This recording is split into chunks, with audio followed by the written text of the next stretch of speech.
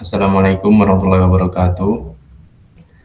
Waalaikumsalam. Perkenalkan, kami dari kelompok 2 ingin mempresentasikan tugas kelompok kami. Sebelumnya, perkenalkan, nama saya Senator Marcelio Severiadiano dengan NIM terakhir 053.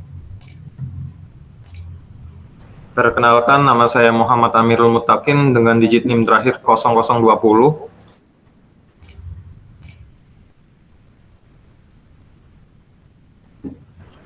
Perkenalkan, nama saya Rizky Amalia Kartika dengan NIM digit terakhir 64. Perkenalkan, nama saya Raffi Rabani Rehan dengan 3 digit NIM terakhir 023. Dan perkenalkan, nama saya Fairuz Ilham Pratama dengan NIM 095. Perkenalkan, nama saya Muhammad Haris Farurosi dengan NIM terakhir 067.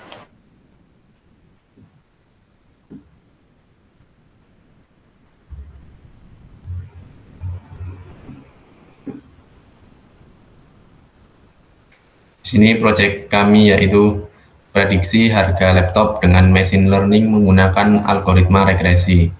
Untuk datasetnya kami mengambil dari dataset kaggle.com milik Muhammad Lefar, laptop price. Kemudian paper wujudnya kami mengambil dari jurnal Unprint, Jusicom.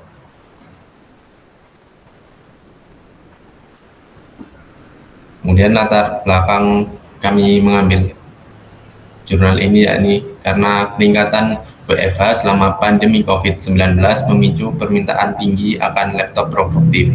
Studi ini menggunakan model pembelajaran mesin untuk memprediksi harga laptop berdasarkan spesifikasi, menemukan bahwa algoritma XGBoost paling akurat. Dengan analis data eksplorasi, model ini dapat memberikan prediksi harga real-time melalui aplikasi web, kemudian membantu karyawan memilih laptop yang sesuai untuk WFH. Jadi di latar belakang dari paper ini, pada saat pandemi COVID, semua laptop memicu permintaan yang tinggi dikarenakan banyaknya yang sekolah secara online dan orang kantor yang WFH. Di paper ini menggunakan model pembelajaran mesin untuk memprediksi harga laptop berdasarkan spesifikasi yang kita butuhkan. Di sana menemukan bahwa algoritma XGBoost yang digunakan yang paling akurat. Model tersebut memberi prediksi harga yang real time, yang membantu pengguna memilih laptop yang sesuai.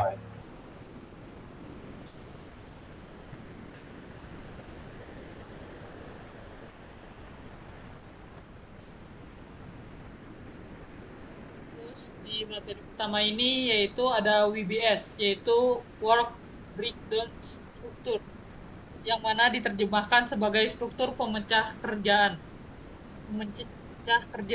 Dari arti tersebut, WBS digunakan untuk memecahkan proyek pengembangan perangkat lunak menjadi tugas-tugas yang lebih kecil dan dapat dikelola seperti analis persyaratan, desain sistem, pengembangan modul, pengujian, serta implementasi. Terus yang kedua di sini ada ODOERP, yaitu merupakan salah satu alat yang dapat digunakan untuk manajemen proyek, menyediakan fitur seperti pembuatan tugas, alokasi sumber daya, pemantauan kemajuan, dan kolaborasi.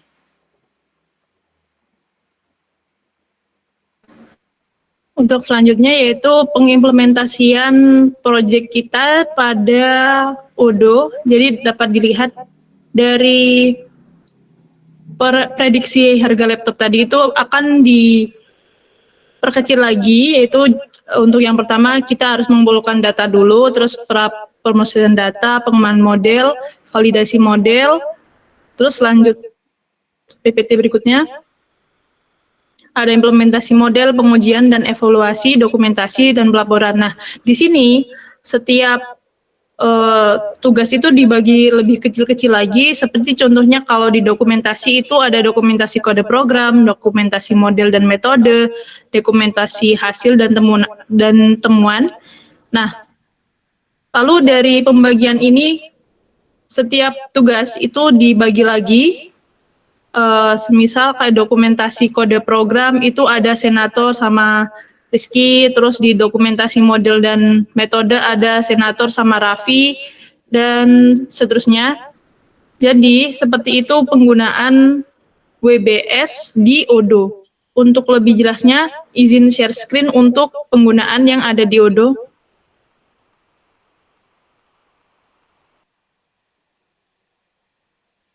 Apakah sudah muncul? Sudah aman. Oke. Jadi seperti ini gambarannya. Ketika kita mau buat tas baru, kita tinggal pencet new di sini, lalu bakal muncul tulisan judulnya, terus kita klik tambah. Nah, di tas detail ini kita kasih judul tugas yang mau kita kerjakan.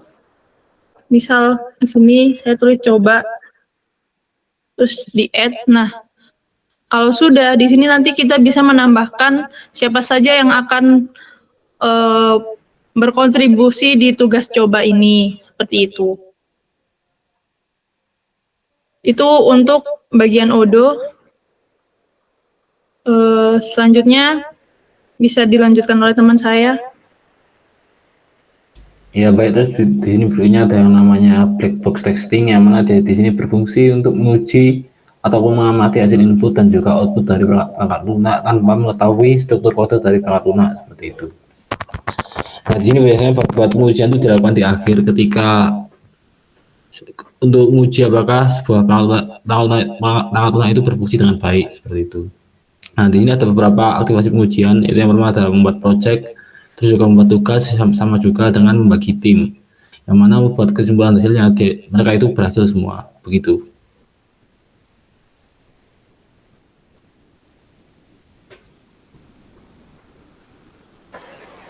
Kesimpulan, dapat disimpulkan bahwa manajemen proyek menggunakan pendekatan Work Breakdown Structures atau yang disingkat WBS dapat diimplementasikan secara efektif dengan alat Odoo ERP karena membantu dalam mengatur, mengklasifikasikan, dan menggambarkan pekerjaan yang harus dilakukan dalam sebuah proyek.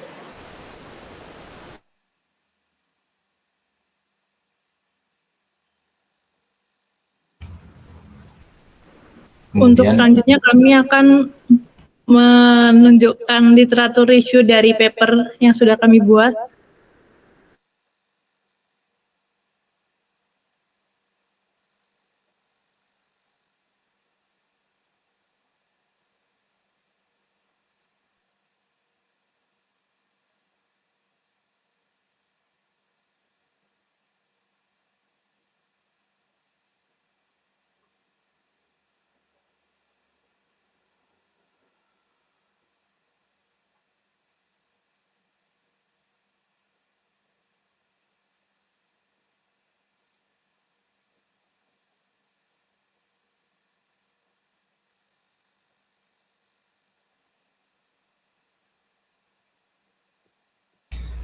Kemudian saya akan menerangkan sedikit dari literatur review kami, yakni di bagian pendahuluan ini, studi ini bertujuan untuk memprediksi harga laptop berdasarkan spesifikasi yang ditentukan, sejalan dengan meningkatnya permintaan laptop akibat tren WFH selama pandemi COVID-19.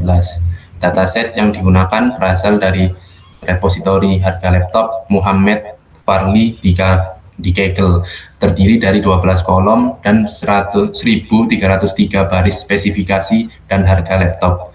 Penelitian ini meliputi akuisisi data, pembersihan data, rekayasa fitur, analisis data, eksplorasi EDA, dan pemodelan menggunakan algoritma regresi.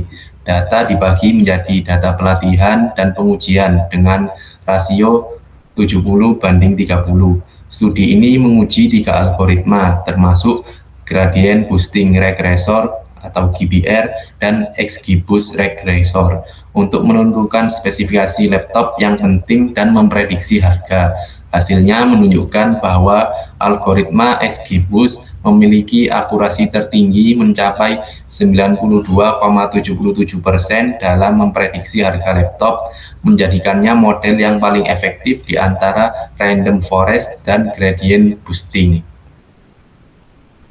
Kemudian akan dilanjutkan oleh rekan saya.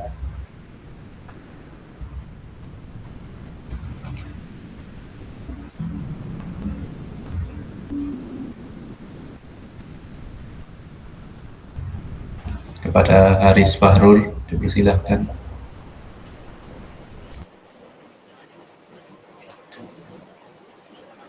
Untuk teorinya, paper ini mengeksplorasi pemodelan harga laptop berdasarkan spesifikasi tertentu, menggunakan teknik pembelajaran mesin dan algoritma regresi. Hasil penelitian menunjukkan bahwa dengan menggunakan algoritma XGBoost, akurasi prediksi harga laptop mencapai 92,77%, melebihi ambang batas minimal 80%. Analisis data eksplorasi yang disingkat EDA digunakan untuk mengevaluasi korelasi antara spesifikasi laptop dan harga berdasarkan mereknya. Algoritma regresi yang digunakan dalam konteks prediksi harga seperti harga mobil bekas dan harga rumah telah diadopsi dalam penelitian ini. Model XGBoost dengan nilai R2 tertinggi dan RMSE terendah terbukti lebih unggul daripada model random forest dan gradient boosting dalam memprediksi harga laptop. Selain itu, model ini diimplementasikan dalam aplikasi berbasis web untuk memprediksi real time. Temuan ini menyoroti pentingnya prediksi harga yang akurat dalam mendukung keputusan karyawan dalam memilih laptop yang sesuai dengan kebutuhan mereka.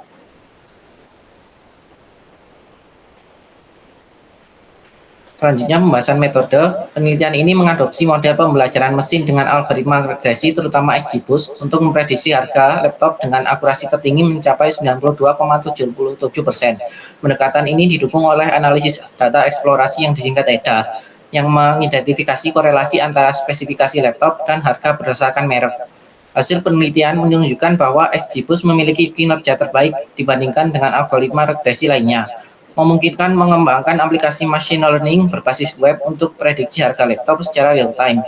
Selain itu, penelitian ini menegaskan penggunaan umum algoritma regresi dalam konteks prediksi harga seperti harga mobil bekas dan rumah, yang menunjukkan relevansi potensi lebih lanjut dalam pengembangan solusi analisis harga menggunakan metode machine learning. Selanjutnya, hasil dan kesimpulan, XGBoost memiliki R2 tertinggi, yaitu 92,77% dan MRSE terendah, yaitu $221,66, menjadikannya pilihan terbaik dibandingkan random forest dan gradient boosting untuk memprediksi harga laptop. Model XGBoost dapat digunakan secara real time dalam aplikasi machine learning berbasis web. Sekian dalam literatur reviewnya. Sekian presentasi dari kelompok kami. Kurang lebihnya mohon maaf. Wassalamualaikum warahmatullahi wabarakatuh. Waalaikumsalam. Assalamualaikum warahmatullahi wabarakatuh.